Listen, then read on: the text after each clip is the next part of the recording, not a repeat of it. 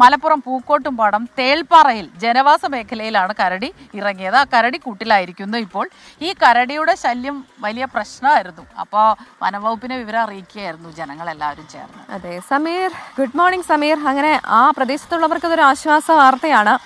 ഇനി ഈ കരടിയെ എപ്പോഴായിരിക്കും കാട്ടിലേക്ക് തുറന്നു വിടുക? ഇതുമായിട്ട് ബന്ധപ്പെട്ട് എന്തൊക്കെ കാര്യങ്ങൾ വനം വകുപ്പ് പറയുന്നു? Good morning Pravitha. നിലവിൽ ഈ കരടിയെ പിടികൂടിയ സ്ഥലത്ത് നിന്നും നെടുങ്കയം ഫോറസ്റ്റ് സ്റ്റേഷനിലേക്ക് മാറ്റിയിരിക്കുകയാണ്. പിന്നീട് ഈ കരടിയെ എവിടെ കൊണ്ടുവിടണമെന്ന അടക്കമുള്ള കാര്യങ്ങൾ വനംവകുപ്പ് വിശദമായി പരിശോധിച്ചു വരികയാണ്.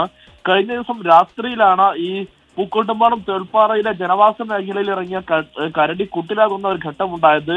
തേൾപ്പാറ കുറുമ്പ ക്ഷേത്രമുറ്റത്ത് സ്ഥാപിച്ച കൂട്ടിലാണ് ഈ കരടി കുടുങ്ങിയത്. കഴിഞ്ഞ ഏതാനും ദിവസമായി ജനവാസ മേഖലയിലെ നിരന്തര ശല്യക്കാരനായിരുന്നു ഈ കരടി എന്നതാണ് നാട്ടുകാരുടെ പരാതി. ഇതിന്റെ അടിസ്ഥാനത്തിലാണ് വനംവകുപ്പ് ഈ കൂട് സ്ഥാപിച്ചത്. പ്രദേശത്ത് ഈ തേൻ കർഷകരുണ്ട്. ഇവരുടെ തേനൊക്കെ തന്നെ നിരന്തരമായി ഈ കരടി അടിച്ചു മാറ്റുന്ന ഒരു സാഹചര്യം ഉണ്ടായിരുന്നു. അതോടൊപ്പം തന്നെ ഈ ക്ഷേത്രത്തിലെ എണ്ണയും ഒക്കെ തന്നെ കരടി നശിപ്പിക്കുന്ന ഒരു ഘട്ടവും ഉണ്ടായിരുന്നു. അങ്ങനെ മാത്രമല്ല, ഈ വൈകുന്നേരങ്ങളിൽ കുട്ടികളൊക്കെ സ്കൂൾ വിട്ടു വരുന്ന സമയത്ത് ഈ കുട്ടികളുടെ മുന്നിൽ അടക്കം കരടി പെടുന്ന ഘട്ടമുണ്ടായി. ഇതോടുകൂടിയാണ് ഈ വനം വകുപ്പിനെ വിവരം അറിയിക്കുകയും വനം വകുപ്പ് കൂട് സ്ഥാപിക്കുന്ന ഒരു സാഹചര്യത്തിലേക്കും കാര്യങ്ങൾ പോയത്.